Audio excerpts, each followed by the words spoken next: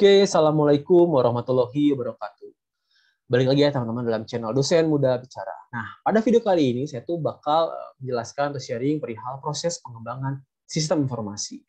Dimulai dari pihak-pihak mana aja nih yang bakal terlibat dalam proses pengembangan, dan juga saya akan compare dua hal perihal satu metode pengembangan yang secara tradisional dan juga satu metode pengembangan yang modern seperti itu. Nah, kita mulai nih ya dari pihak-pihak mana aja sih yang bakal berinteraksi atau terlibat dalam proses pengembangan. Yang pertama itu jelas ada project manager ya. Jadi memang sekali lagi saya akan sebutkan bahwa kelima pihak ini tuh mungkin saja tidak semuanya itu ada, tergantung dari kebutuhan project pengembangan sistem informasi dan juga kebutuhan atau budget yang ada dari organisasi. Cuman yang umumnya ada seperti ini.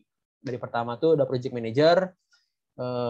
Pihak project manager itu akan memastikan bahwa pengembangan sistem informasi ini tuh masih sesuai dengan budget dan juga sesuai dengan waktu yang telah ditentukan. Jadi namanya project itu pasti ada biayanya dan juga ada waktunya. Nah, si project manager ini bertugas untuk memastikan bahwa kedua hal itu tidak over budget dan juga tidak melampaui waktu yang telah ditentukan. Itu tugas dari project manager. Nah, yang kedua itu ada user.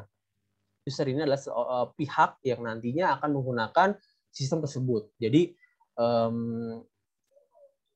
pastinya user ini harus terlibat gitu, dimanapun model apapun, metode apapun tuh user tuh harus terlibat dalam pengembangan sistem informasi. Jadi dimulai dari penggalian kebutuhan, masalah yang dihadapi, ingin seperti apa, inputnya apa, outputnya apa, tujuannya apa, itu tuh user tuh akan terlibat dan juga jelas harus terlibat.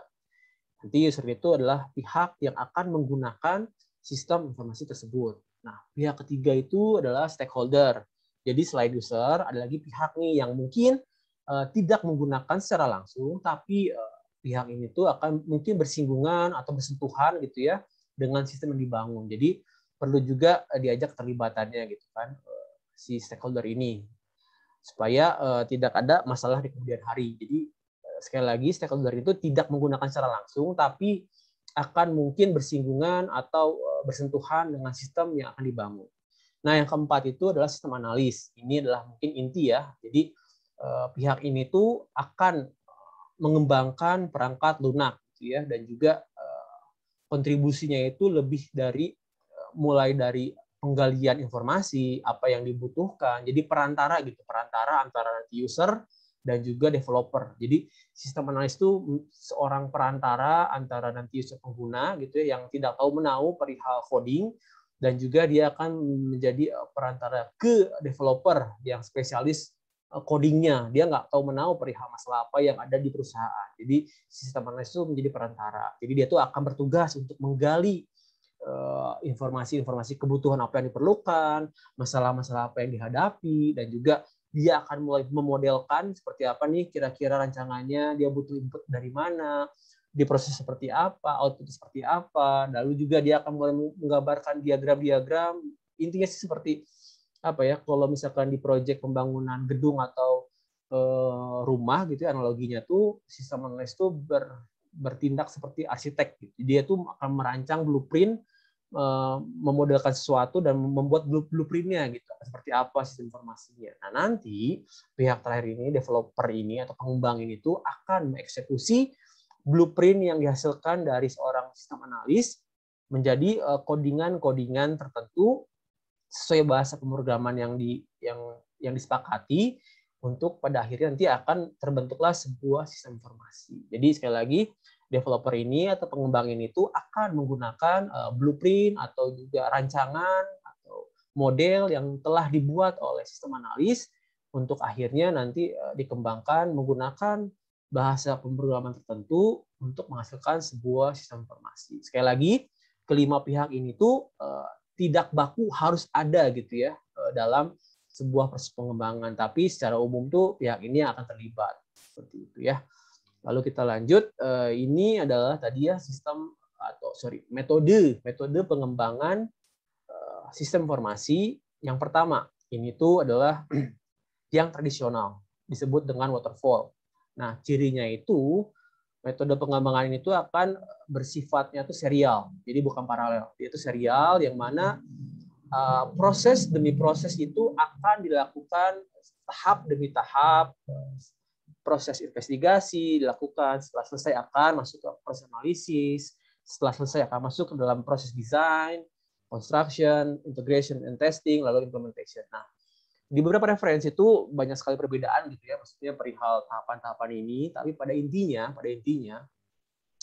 si waterfall ini tuh akan mencakup proses pencarian requirement atau requirement analysis gitu ya, kebutuhan apa yang diperlukan, lalu masalah apa yang dihadapi, tujuan dari sistem seperti apa. Jadi penggalian informasi-informasi dari user dan organisasi perihal masalahnya seperti apa sih, lalu juga pengen buat sistem tuh apa sih tujuannya, terus apa sih inputnya, outputnya mau seperti apa, kayak gitu ya. Jadi ini proses awal itu adalah requirement analysis gitu ya. Kita menganalisis gitu hal-hal apa aja yang dibutuhkan gitu. Itu pertama, lalu masuk ke tahap desain. Desain itu perancangan. Jadi dari tadi kita udah mendapatkan nih insight-insight dari perusahaan tentang apa aja yang dibutuhkan, lalu goals seperti apa. Nah, kita mulai merancang. Merancang sistemnya seperti apa, dia tuh akan butuh input seperti apa, diproses seperti apa, outputnya seperti apa, disimpan di database seperti apa, lalu juga nanti bagaimana cara menyebarluaskannya. Seperti itu. Jadi ini adalah proses perancangan. Perancangan sistem informasi berdasarkan masukan dari hasil requirement analysis.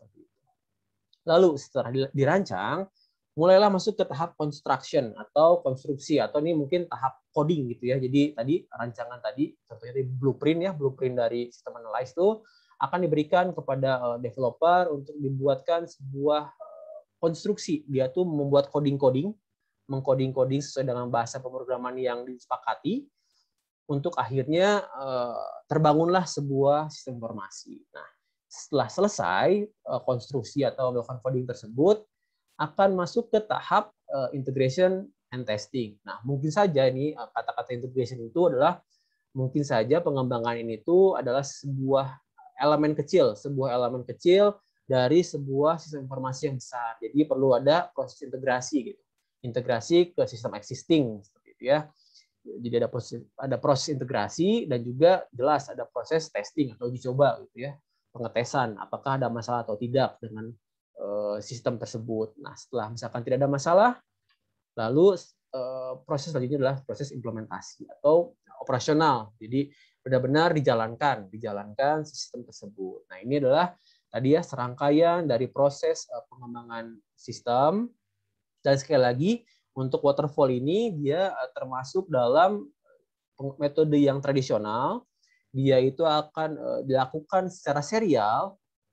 Setelah satu proses berhasil atau selesai, lanjut ke proses selanjutnya, seperti itu terus menerus secara serial, ya, sampai pada akhirnya ke tahap implementasi. Nah, ini berikut adalah keunggulan dan kelemahannya. Jelas ya, kalau dari keunggulan, metode ini tuh akan sangat terkontrol. Jadi dapat dipastikan setiap proses itu terlalui dengan baik. Setelah selesai proses 1, selesai langsung ke proses kedua.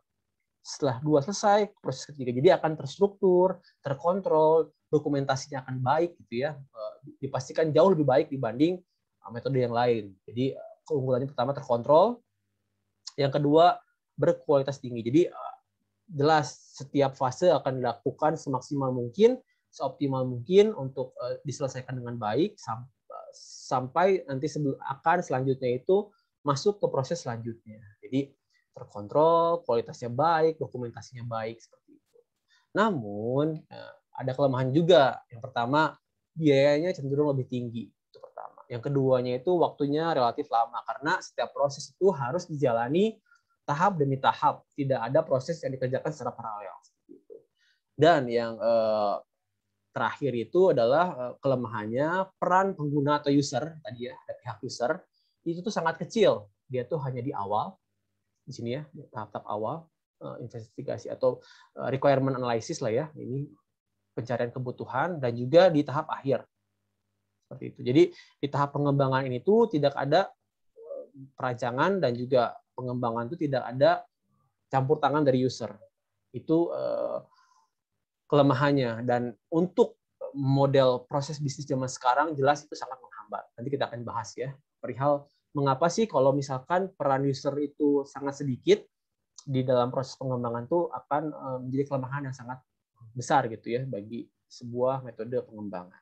Kita masuk nih ke siklus hidup pengembangan sistem dengan tipe modern. Contohnya yaitu RAD ya, Rapid Application Development. Ini tuh adalah sebuah metode pengembangan yang mana dia itu akan membuat sebuah prototype.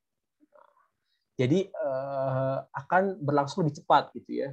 Dimulai dari sama sih dia juga ada requirement planning, cuman memang di sini tidak terlalu detail gitu ya, tidak terlalu hanya kulit-kulit saja gitu. Ini masalah dihadapi, dia pengen output seperti apa. Jadi ini masalahnya, saya pengen output seperti apa. Setelah itu langsung tim akan membuat sebuah workshop, bekerja bersama-sama antara sistem analyst, antara developer, antara user itu akan dan juga project manager itu akan bekerja bersama-sama di sini, sebuah workshop gitu ya. Nah workshop ini itu adalah untuk membangun sebuah sistem, lalu juga akan bekerja bersama dengan user. Jadi ada proses pembuatan sistem dan juga itu tuh dilakukan bekerja sama berbarengan antara pengembang dan juga user dalam satu waktu. Yang tadinya seperti ini ya, serial. Nah, kalau ini tuh akan bersifat iterasi terus. Jadi setelah dapat kulit tentang masalah dan juga tujuannya, langsung developer tuh akan bekerja bersama dengan user, membangun secepat mungkin menghasilkan sebuah prototype atau pura-rupa gitu. Contoh ini seperti ini, bagaimana cocok nggak? Nanti dapat masukan dari user. Oh ini kayaknya kurang ini, diperbaiki lagi. Oh, ini gimana nih?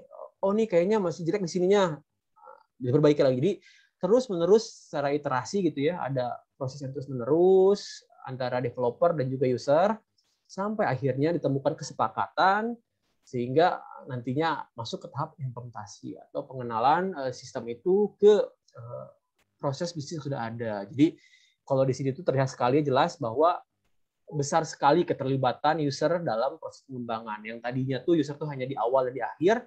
Nah kalau di sini tuh user tuh dilibatkan dari awal, dari pas requirement planning, dari waktu perancangan dan pembangunan prototype pun dilibatkan sampai nanti terbentuk atau sistem informasi itu terbangun, itu tuh terus dilibatkan sampai akhirnya nanti diimplementasi seperti itu.